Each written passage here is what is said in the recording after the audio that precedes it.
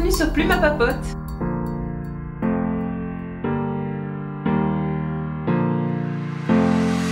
Je vous retrouve aujourd'hui pour une petite papote lecture. J'ai en effet très envie de vous parler de mes 4 dernières lectures. Ça fait longtemps. La première lecture dont je souhaite vous parler et que j'avais légèrement abordée dans ma vidéo de la semaine dernière, c'est Des souris et des hommes de John Steinbeck. Je sais plus comment ça se prononce, je l'ai déjà su mais j'ai oublié. Comme je vous l'avais dit la semaine dernière, ça a été une bonne lecture, une bonne découverte.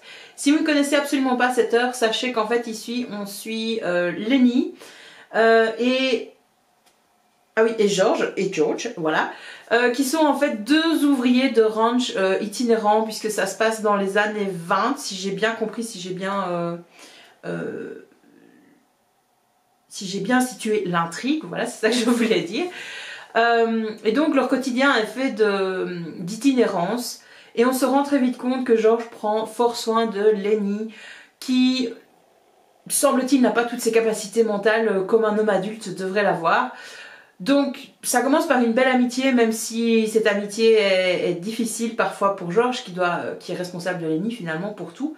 L'aventure commence en fait avant leur arrivée dans un nouveau ranch. On comprend via leur conversation que dans le précédent ranch ça s'est mal passé pour Lenny, et George lui fait donc quelques recommandations. Dès les premières pages de ce livre, on sent le hic arriver, on sent que ça va mal se terminer. Voilà, je vous spoil, mais ça ne se termine pas bien. Bien que j'ai su dès le départ que ça allait mal se terminer, je n'avais de toute façon pas entrevu cette fin-là. Alors que une fois qu'on y arrive, une fois qu'on lit la fin, on se dit mais c'était évident que ça allait se passer comme ça et pas autrement. Donc moi je vous invite franchement à lire ce livre qui est un classique, mais comme je vous l'ai dit dans la vidéo de la semaine dernière, c'est pas inaccessible du tout, c'est une plume très accessible, un langage également facile. C'est pas un de mes livres préférés parce que les thèmes traités, la fin en font une œuvre grave, et voilà, j'ai pas été touchée, j'ai pas eu une petite larme en me disant oh mon dieu c'est beau, mais n'empêche que je suis très contente d'avoir lu ce livre, je vous le recommande. Un deuxième livre lu récemment, c'est L'Empire du Graal de je sais plus qui, ils sont de Giacometti et Raven, de Eric Giacometti et Jacques Raven, je ne sais pas si ça se prononce comme ça. Pour la petite info, j'étais un petit peu dans une panne de lecture en septembre, début de l'année scolaire. C'est normal, ça m'arrive à chaque fois, j'ai trop de choses à penser, donc c'est difficile pour moi de me concentrer sur des lectures. Puis je suis tombée sur ce livre à la donnerie, donc je l'ai pris, l'Empire du Graal, petit truc ésotérique comme ça avait l'air assez sympa, thriller. Même si c'est une bonne petite pavasse, je me suis dit oh ça va se lire assez rapidement. Et j'ai pas eu tort, ça se lit super vite, je l'ai lu en 2 jours. Vous voyez le truc, c'est écrit tout petit, ça fait plus de 600 pages, quasi 700 pages, un peu moins. Et je l'ai lu super rapidement, j'ai adoré. J'ai adoré les premières parties, la dernière partie j'ai détesté, je vais vous expliquer pourquoi. Donc en fait l'histoire ici, on suit un inspecteur que je sais même plus comment il s'appelle.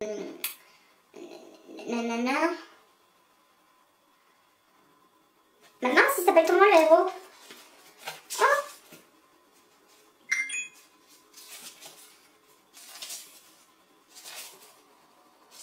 Ah voilà, Marcas. Donc en fait on suit le héros Marcas qui apparaît déjà dans des tomes précédents, puisqu'ici c'est pas le premier tome du thriller, mais ça se lit facilement, hein, ça se comprend très vite, il n'y a pas de référence à tout ce qui s'est passé avant, donc c'est une enquête policière, un thriller, vous pouvez vous lancer avec ce tome là. Et donc on suit Marcas, je sais même plus le point de départ en fait de cette histoire, ça fait même pas 15 jours que je l'ai lu.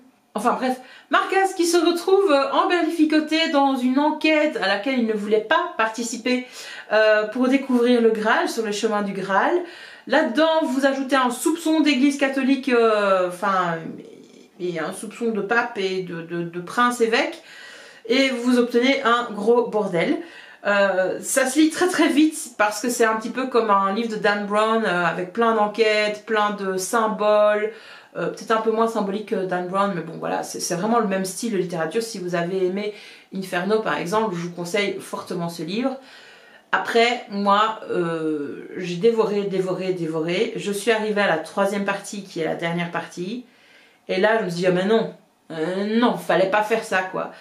Pour moi, les auteurs ont fait une grosse erreur, c'est-à-dire que la dernière partie nous amène un Deus Ex Machina de fou de Dieu. C'est trop facile, c'est vraiment trop facile. Je me suis dit, il fallait pas qu'ils fassent ça, enfin, ils ont tout gâché. Jusque-là, il y avait la raison, il y avait une part de mystère, mais on savait que ça pouvait s'expliquer, etc.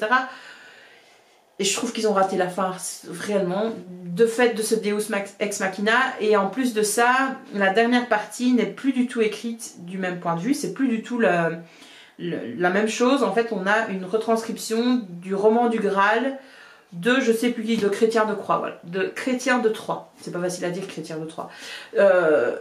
Et ça n'avait rien à faire là, j'ai trouvé ça n'apporte rien comme explication finalement. Ça apporte un parallèle avec le héros qu'on a suivi les 500 premières pages, mais ces 100 dernières pages pour moi ont vraiment tout gâché. Et donc j'en garde pas un bon souvenir à cause de 100 pages. Alors que finalement le début était vraiment très bien.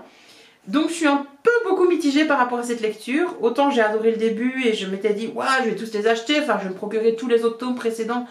Parce que ça se lit vite, c'est vraiment une bonne petite lecture thriller facile et qui fait pas trop peur. Puis voilà quoi, ils ont tout gâché, donc je sais pas ce que je ferai. Voilà, je suis vraiment déçue par cette résolution trop facile. Ensuite, je vous parle d'un livre audio que j'ai écouté dans le courant du mois de septembre et début octobre. Ça s'appelle... Attendez, j'ai oublié des mots. L'extraordinaire voyage du fakir, qui était resté coincé dans une armoire Ikea. Je crois que c'est le titre exact. J'espère. C'est un titre difficile à retenir. Je l'ai lu en livre audio et je dois dire que j'ai vraiment apprécié cette lecture parce que déjà l'acteur qui lisait le livre me plaisait beaucoup. C'est celui... ma soeur va me tuer parce que je connais pas son nom. Oui, vous vous souvenez sûrement d'Amélie Poulain. Si pas, allez le revoir. Dans Amélie Poulain, il y a un mec vraiment avec la gueule mais un petit peu ravagée. Il joue machin Grenouille, il s'appelle pas Grenouille, dans Outlander, zut, mince, comment s'appelait cet acteur? Enfin bref, c'est un acteur français assez connu que j'apprécie. Il a vraiment un visage très marquant et marqué. Et il a une voix très rauque. Et ses talents de narrateur ne sont franchement pas à remettre en question. Ça a été un réel plaisir de l'écouter raconter cette histoire. Après, en dehors et au-delà de sa performance, c'est pas mon livre préféré. C'est un livre feel good, c'est un livre très facile, très simple, c'est une bonne petite comédie. D'ailleurs, le livre va être adapté ou a déjà été adapté en film. Je sais pas si le film est déjà sorti. Et je m'étais procuré l'audiobook il y a très longtemps parce que ça m'attirait, on en parlait beaucoup. Quand j'ai vu la bande-annonce du film, je me suis dit il faudrait peut-être quand même que j'écoute ce livre avant de le voir au cinéma. Donc c'est ce que j'ai fait et ça me donne finalement pas très envie d'aller le voir au cinéma parce que je veux bien que c'est une histoire feel good, mais c'est un peu trop facile à nouveau. Je vois pas trop l'intérêt. Voilà, le livre a fait son job et j'ai envie de dire restons-en là. Il n'y a pas besoin d'aller plus loin. Voilà. Maintenant pour la petite histoire, donc c'est réellement un fakir qui est resté coincé dans une armoire Ikea. Le titre vous dit tout. À vous après d'imaginer toutes les péripéties et à vous d'essayer de voir si vos péripéties que vous avez imaginées sont pires ou mieux que celles de l'auteur parce qu'il a une sacrée imagination en effet. Et enfin le dernier livre dont je vous parle c'est aussi un livre audio, c'est Léviathan de Maxime Chatham. Je suis un petit peu obligée aussi de vous parler du Requiem des Abysses que je suis en train de lire aussi en livre audio, toujours de Maxime Chatham. Donc c'est la suite de Léviathan, enfin c'est un diptyque. Parce que voilà, l'un fait écho à l'autre en quelque sorte, mais c'est ma lecture en cours donc je ne suis pas encore arrivée à la fin. Donc en ce qui concerne Léviathan de Maxime Chatham, ça se passe dans le Paris 1900. On suit Guy de Timène qui en fait a tout plaqué. Il était auteur, il avait son petit succès, il était marié, il avait sa femme, une fille. Et un jour il se rend compte en fait qu'il est enfermé dans son train-train quotidien, que ça lui convient plus et donc il plaque tout et il s'en va sans rien dire à personne. Et on le retrouve en fait dans une maison close, dans un lupanar qu'il fréquente dans un premier temps et puis finalement dans lequel il va habiter. Le souci c'est que le drame touche cette maison close, une des prostituées est tuée sauvagement. Elle est morte de peur et Guy ne peut pas rester insensible à ça, surtout qu'il y a une autre prostituée copine de celle qui a été tuée, si vous suivez, qui veut savoir ce qui s'est passé. Elle veut honorer la mémoire de son amie et elle veut comprendre ce qui lui est arrivé. Ils vont donc commencer à mener l'enquête tous les deux dans un Paris donc en 1900, au moment de l'exposition universelle. C'est une histoire glaçante, j'ai trouvé, assez effrayante.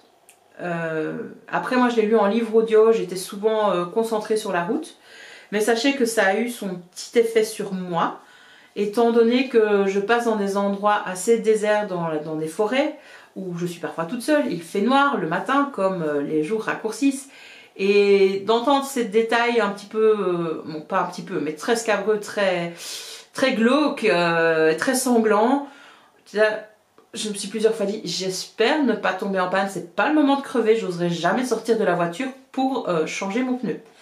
Voilà.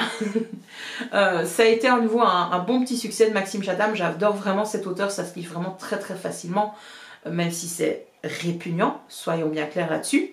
Ce que j'ai apprécié ici, c'est la psychologie des personnages qui a été vraiment poussée extrêmement fort, en tout cas la psychologie du tueur, et à travers la psychologie du tueur, la psychologie de son personnage également principal. C'est très intéressant. En ce moment, donc, je suis en train de lire le deuxième tome, enfin le diptyque, la deuxième partie du diptyque, donc qui est le Requiem du temps, si je ne me trompe pas. J'espère que je ne me trompe pas. Et c'est à nouveau absolument effroyable, d'autant plus que le lecteur a changé entre les deux livres audio. Alors autant le premier livre audio, il avait une voix très douce, un peu parfois avec des accents féminins comme ça. Et donc ça me faisait pas très peur, la voix ne m'impressionnait absolument pas, c'était vraiment les mots de Maxime Chatham qui m'impressionnaient. Autant pour la deuxième lecture, mais les gars, mais j'ai la trouille quoi. J'ai la trouille en voiture à chaque fois que j'écoute. Et d'ailleurs, j'ose pas trop l'écouter le soir parce que parfois j'écoute des livres audio chez moi le soir quand je fais d'autres trucs, quand je repasse, quand je nettoie. Enfin, voilà, et là j'ose pas. J'ose pas. Une fois qu'il fait noir, je me dis non, c'est pas le moment d'écouter ça. Autant pour le premier tome, je m'étais déjà dit, je suis pas très à l'aise si je devais m'arrêter le long de la route et que. Parce que voilà, j'ai un pneu crevé, j'ai un accident ou je sais pas quoi, je ferais pas la fière. Mais alors là, c'est pas que je ferais pas la fière, quoi, je me pisse dessus. Tellement ce lecteur met une intonation de fou malade. En plus de ça, Maxime Chatham, il est monté encore d'un cran dans l'horreur, j'ai l'impression. Bref, j'emmène pas large quoi, j'emmène pas large, et quand j'arrive à l'école quand j'arrive à mon travail, je sors de la voiture, je me dis ok, tu laisses le livre de côté, tu n'y penses plus et tu te mets dans ton truc quoi. Je suis vraiment en pleine immersion dans ce bouquin alors que je suis même pas encore à la moitié, ou j'arrive à la moitié du livre. Non, je suis quand même passé la moitié du livre. Alors que oui, j'ai passé la moitié du livre, mais je suis charmoisement de savoir comment ça va se terminer, quoi. Bref, vous l'aurez compris, ces deux bouquins fonctionnent très bien sur moi. Je ne peux que vous les conseiller. Ça tombe super bien pour cette période d'Halloween. Si vous voulez vous faire un petit peu peur, enfin, même si vous êtes franchement moins impressionnable que moi, je pense que ces deux lectures vous feront de l'effet. Voilà, j'en ai fini avec mes lectures du moment. Je vous remercie d'avoir regardé la vidéo jusqu'au bout. Si vous avez des commentaires à faire, n'hésitez pas, ça se passe ci-dessous. N'hésitez pas à liker la vidéo si vous l'avez aimée, à la partager, ça me fera très plaisir, ou encore à commenter. Je vous dis à la semaine prochaine. Bye!